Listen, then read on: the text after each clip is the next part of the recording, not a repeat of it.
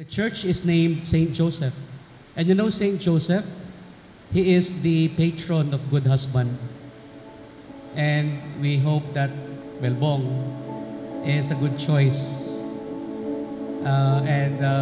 Choosing him, indeed is following what I advise you, Carla, make a good choice.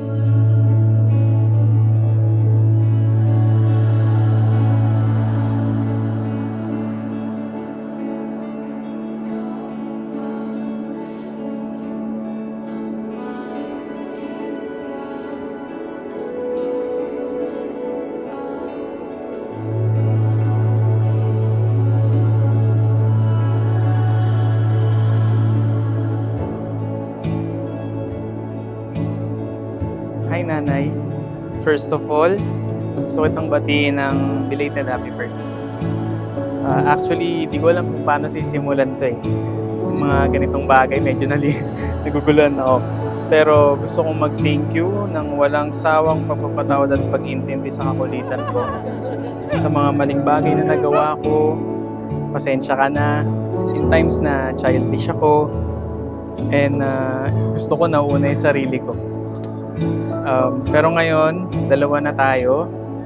And pangako ko, tutulungan kita sa lahat ng bagay, sa hardship na dadaanan natin sa buhay. Ako ang magiging katuwang mo sa lahat ng bagay at oras.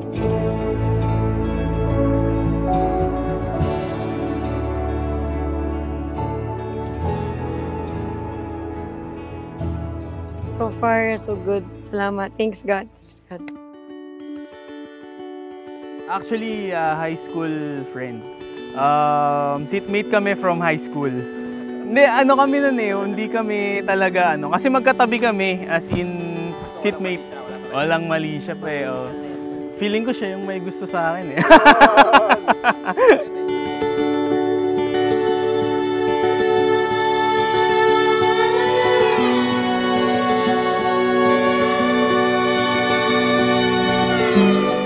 Deep and Bong, easygoing na tao, sobrang, hindi ko pwedeng masabing mapasensya, pero ngayon, haba na ng pasensya niya kasi kailangan niya yung para sa akin.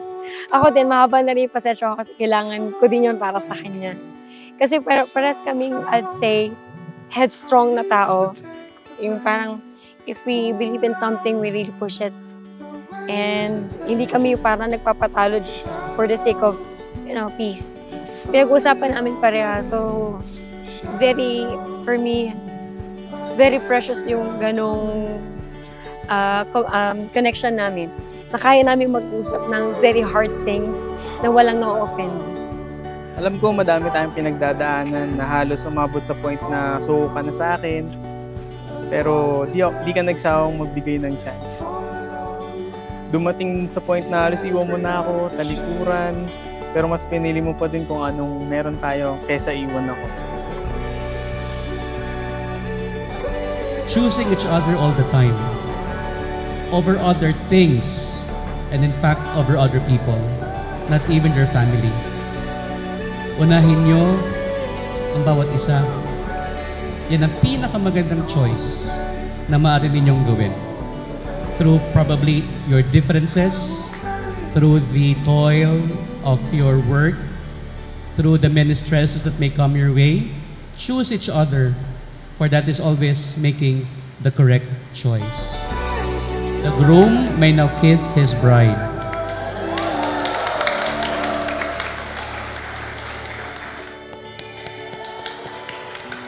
Congratulations and best wishes. Pinush namin na magkaroon ng wedding celebration.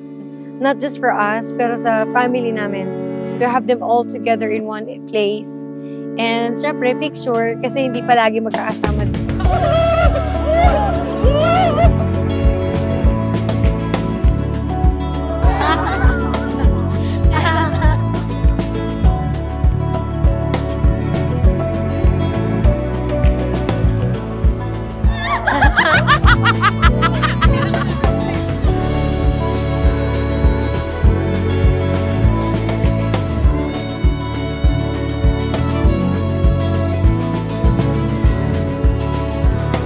Walk in.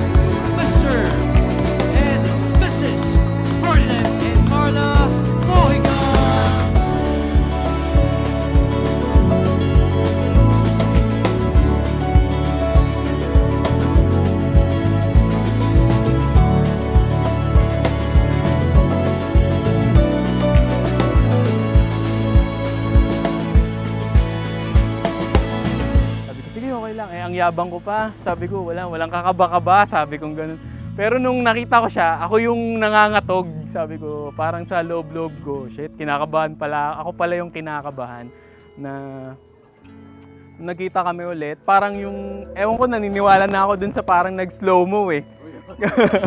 Oo, kasi nung naglalakad siya, parang yung kaba ng dibdib naririnig ko eh. Naririnig ko talaga yung paghinga ko, naririnig ko. To be loved.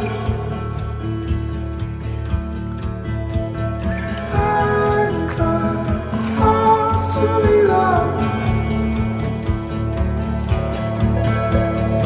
I come to be loved. Oh, I come to be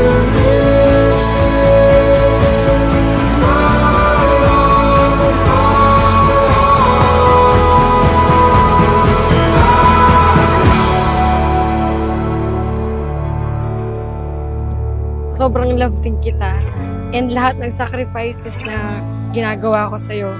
Kasi worth it ka.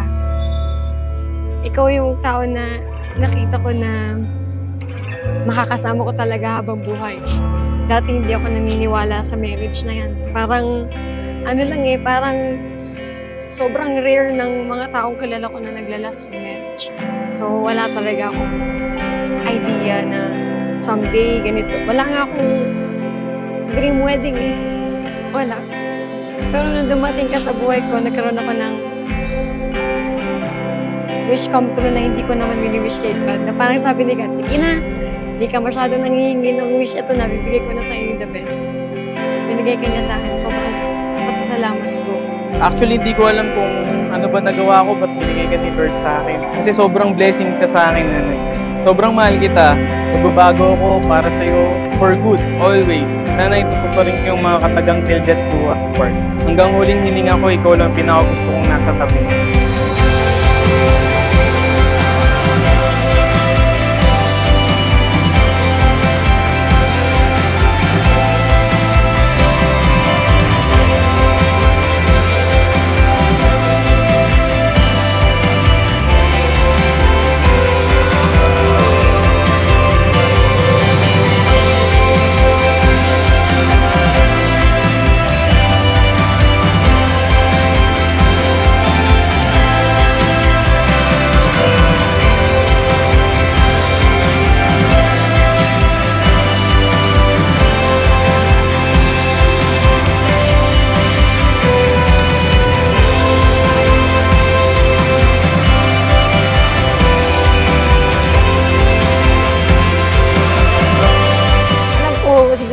Or after 5 years, hindi na ganito yung feelings natin. Pero sigurado ako na ikaw pa rin pipiliin ko.